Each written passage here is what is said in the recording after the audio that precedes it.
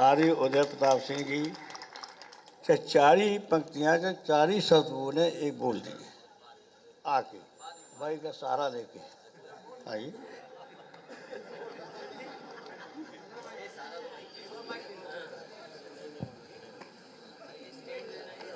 फिर कहने को हो जाएगा केवल अक्षय सुमराम सिंह का था। ये हमारे गुरु है, मुझे पढ़ाया है और इनसे मैंने बहुत सीखा है। अंग्रेजी के प्रोफेसर थे। अब वो आप खुद ही बता देंगे मेरे बारे में मैंने क्या कहा, आपने क्या कहा।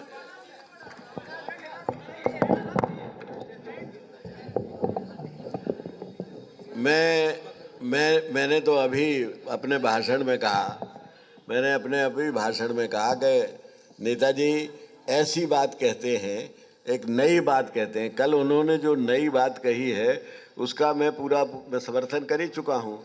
और कविता में मैं सिर्फ 4 ही पंक्तियाँ पढ़ना चाहता हूँ आपकी शान में आज कि चमन में तुमसे इबरत है, बहारें तुमसे जिंदा हैं, तुम्हारे सामने फूलों से मुरझाया नहीं जाता। आप जब तक आप अपना आशीर्वाद देते रहेंगे तो ये पार्टी यूँ ही फलती फूलती रहेगी और इसी की हम कामना करते हैं। आप दीर्घायु हों और आप जैसा प्रतिभा संपन्न राजनीतिज्ञ आज हिंदुस्तान में ढूंढे से नहीं मिलेगा। ये मेरा आपके बारे में हमेशा से राय रही है। मैंने आपके साथ बहुत काम भी किया है और बहुत बहुत मैं आपको बधाई देता हूँ। जब मैंने अभी कहा तो मुझे पढ़ाया भी है और कुछ सिखाया भी है। और एक ये अच्छे कवि भी हैं। तो मैं चाहता था कि 4 ही पंक्तियाँ कुछ कह दूँ, क्योंकि सब जानते कि हमारे गुरु हैं, मुझे पढ़ाया है, इंग्लिश पढ़ाते थे। तो हमारे हाफ अली में इंग्लिश के नंबर कम आए तो उन्होंने क्या टिप्पणी करी, मैंने आगे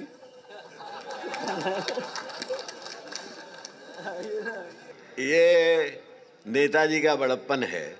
ईमानदारी की बात मैं ये कहता हूँ कि मैंने नेताजी से बहुत कुछ सीखा है। मैं आपको बताऊँ कि जब मुझे नेताजी ने ही मुझे पहली बार एमपी बनाया तो नेताजी ने मुझसे एक बात कही थी और ये कहा था कि आप अंग्रेज़ी के अध्यापक हैं, अंग्रेज़ी पढ़ाते रहे हैं, संसद में अंग्रेज़ी मत बोलना। आपने जिस भाषा में वोट मांगे हैं और जिस भाषियों का आप प्रतिनिधित्व कर रहे हैं उन्हीं की भाषा बोलना। पहली बात इन्होंने हमको ये सिखाई। और दूसरी बात, उस समय तक मैं कोट पैंट पहनता था, सूट पहनता था। नेताजी ने कहा कि जनता के बीच में काम करना है तो जनता की ड्रेस पहननी है आपको। तो मैंने इन्हें अंग्रेज़ी पढ़ाई। बाद में हम दोनों ने मिलकर अंग्रेज़ी का विरोध किया और ये कहा कि अंग्रेज़ी हिंदुस्तान की भाषाओं के पीछे एक भाषा हो सकती है लेकिन हमारी भाषाओं का नेतृत्व नहीं कर सकती।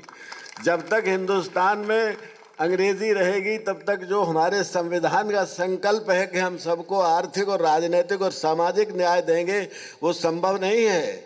ये बात नेताजी ने न हमसे सिर्फ कही बल्कि हमारे साथ जाकर दक्षिण में और जहाँ पर कोई हिंदी का बात कह, कोई नेता आज तक हिंदी की बात कह के बिना पत्थर खाए नहीं लौटा। वहीं नेताजी मेरे साथ जब गए थे 93 में, बल्कि मैं इनके साथ गया था, तो वहाँ के मुख्यमंत्री से भी बात हुई और वहाँ के साहित्यकारों ने इनका सम्मान किया। और इसलिए किया कि इन्होंने ये कहा कि हम यहाँ पर हिंदी थोपने नहीं आए हैं, हम आपको तमिल थोपने आप आए हैं। अंग्रेज़ी आप हटाइए, तमिल किसमें काम करिए तो हम आपको तमिल में जवाब देंगे। ये हिंदुस्तान को एकता और अखंडता के सूत्र में बांधने का काम जो नेताजी ने किया है वो हिंदुस्तान के इतिहास में स्वर्ण अक्षरों में लिखा जाएगा और पहले नेता हुए हैं। मैं अभी बात नहीं कह रहा था, उस क्षेत्र में जहाँ नेताजी गए थे वहाँ रामायण जलाई जाती थी। वहाँ कोई राम का नाम सुनने को तैयार नहीं होता। वहाँ वो कहते हैं कि द्रविड़ जो हैं वो तो रावण के वंशज हैं या उनके वंश के हैं या उनके जात के हैं या उनके देश के हैं, तो वहाँ पर नेताजी ने हिंदी की बात कहकर और सम्मान जो प्राप्त किया वो अद्भुत है। मैं एक और संस्मरण सुनाना चाहता हूँ। उन्होंने जब कहा ही है कि उनके बारे में कुछ कह दूँ, इंदौर में नेताजी ने एक हिंदी भाषा भाषी मुख्यमंत्रियों का एक सम्मेलन किया था और उसका मतलब यही था कि जब अंग्रेज़ी हटेगी तो हिंदुस्तान के जो हिंदी पढ़े लिखे लड़के गांव के हैं वो उनको ज़्यादा नौकरी मिलेगी। तो जब ये जा रहे थे, हम लोग वीर प्रताप वैदिक भी साथ थे, तो वहाँ के कुछ जो विरोध करने वाले थे, नेताजी के विरोधी थे, और जो विरोधी क्या थे, सीधे सीधे जो उस वक़्त मंदिर मस्जिद का किस्सा चल रहा था, ये मुख्यमंत्री थे और इन्होंने जिस तरह से सख्ती से संविधान और सुप्रीम कोर्ट की फैसले की इज्जत रखी थी, उससे नाराज़ लोगों ने इनकी गाड़ी पलटने की कोशिश की, कार पलटने की कोशिश की। तो नेताजी ने ये कहा कि हमारा भाषण सुन लो, उसके बाद गाड़ी पलट दोगे तो हम बाहर निकल आएंगे, कोई बात नहीं है। और उसके बाद जब इन्होंने भाषण दिया और जब अंग्रेज़ी का महत्व बताते हुए कहा कि हम तुम्हारी लड़ाई लड़ रहे हैं, ये छोटी मोटी बातें छोड़िए, तो उन्हीं लड़कों ने, उन्हीं नौजवानों ने जो विरोध कर रहे थे, उन्होंने नेताजी का वहाँ बहुत बड़ा भव्य स्वागत किया। इन सब बातों का मैं आँखों देखा गवाह हूँ। नेताजी ने से मैंने जितनी बातें सीखी हैं उतनी मैंने इनको क्या सिखाया, मैंने सिर्फ अंग्रेज़ी सिखाई, जो कि बाद में न इन्होंने सीखी ना हमने उसका माना विरोध किया दोनों लोगों ने मिलके। लेकिन इनसे जो बातें हमने सीखी हैं उसने हमारी ज़िंदगी में एक क्रांति की है। मैं इनको अपना शिष्य भी मानता हूँ और गुरु भी मानता हूँ। बहुत बहुत धन्यवाद।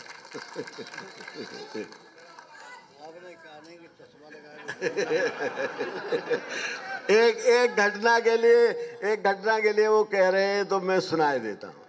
हुआ ये था कि मुलायम सिंह जी के नंबर छमाही इम्तिहान में कम आए और इधर इनका चुनाव दो जगह हो गया। पहले तो जो राज्य में जो ज़िले स्तर पर जो खेलकूद होते थे तो ये लाइट वेट चैंपियन हो गए और इनका चुनाव आसाम में राज्य की तरफ से, यूपी राज्य की तरफ से स्टेट से लड़ने के लिए चैंपियन, उसके लिए नाम चला गया। तो ये जब जाने को हुए तो मैंने इनको बुलाया और कहा कि 2 महीने रह गए हैं इंटरमीडिएट के इम्तहान के, अगर आप कुश्ती लड़ने गए वहाँ पर तो अखबार में आपका रोल नंबर नहीं मिलेगा, चश्मा लगा के भी। इसलिए बेहतर ये है कि ये कुश्ती उश्ती छोड़ो और ध्यान से पढ़ो और तो पास हो जाओगे तो कुछ बन जाओगे।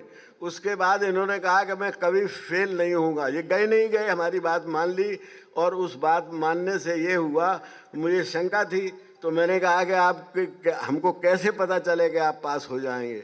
तो कहा कि अच्छी बात है, आपने जो इम्पोर्टेंट सवाल बताए हैं उनको मैं, तो इन्होंने दूसरे दिन आके मैं कॉमा फुल स्टॉप के आपको जितने वो लिख के भी दिखा दिए और जवानी भी सुना दिए।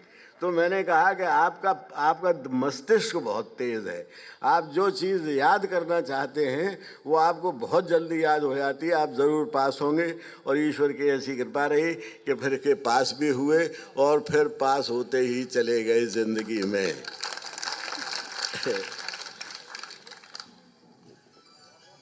भाषा के नाम पर, क्षेत्रीयता के नाम पर कोई भेदभाव नहीं करना चाहिए। जो उत्तर प्रदेश का है, जो बिहार का है, जो मध्य प्रदेश का है, देश को जोड़ने के लिए सब एक हैं। तो ये ऐसा है कि जो मैंने आपसे कहा, ऊंच नीच का भेदभाव, हिंदू मुसलमान के बीच भेदभाव, इस तरह से 7 कांतियों को महिलाओं मर्द के बीच जो बहुत उन्होंने टिप्पणी की है कि हर पुरुष महिलाओं को दबा के रखता है। तो कुछ ने कहा सा हर नहीं, कुछ तो हैं, हाँ, कुछ लोग तो हैं, मामूली लोग हैं, न महिलाओं को दबा करके पति रखता है। तो उन्होंने कहा कि हम शिक्षित करेंगे, महिलाओं को शिक्षित कीजिए, और जो नहीं शिक्षित हैं उनको भी आत्मविश्वास दिलाइए। उसका कुल मिलाकर के 7 क्रांतियों का है, जहाँ भेदभाव है, जहाँ अत्याचार है, जहाँ शोषण है, जहाँ किसी आधार, चाहे शिक्षा के आधार पर हो, चाहे आर्थ के आधार पर हो, कोई इंसान के बीच और महिलाओं के बीच भेदभाव नहीं होना चाहिए। अब इसके लिए सबसे बड़ा योगदान तभी हो सकता है, हम सरकार में रहे तो याद होगा मैंने कोशिश की, शिविर चलाए, और शिविर चलाने के बाद कारण ऐसा मैंने देखा कि कई आपके नौजवान ऊपर हो चाहे नीचे भाषण देना सीख गए। अगर जब तक शिविर नहीं चलेंगे, समाजवाद क्या है? समाजवाद क्या है? एक वाक्य में है, समता और संपन्नता, बराबरी हो, खुशहाली हो, ये लक्ष्य है समाजवाद का। तो नारे तो लगते रहते हैं, इमरान सिंह जिंदाबाद, फिर किसी की जिंदाबाद, फिर आज का रघुरे जिंदाबाद। जिंदाबाद ठीक है, नेताओं का मनोबल बढ़ता है, इसमें दो राय नहीं, लेकिन आचरण कैसे किया जाएगा? मैंने तो कई जगह संकल्प करवाया कि कोई भी अपनी पत्नी को दबा के नहीं रखेगा, उसकी बात सुन लेना चाहिए। अब कितने लोग कर रहे हैं? कोई हाथ उठा के बताए पालन किया हो किसी ने? किया है? ऐसा नहीं किया है, मुझे भी मालूम है कुछ लोगों ने किया है। सबसे ज़्यादा अत्याचार महिलाओं का हो रहा है।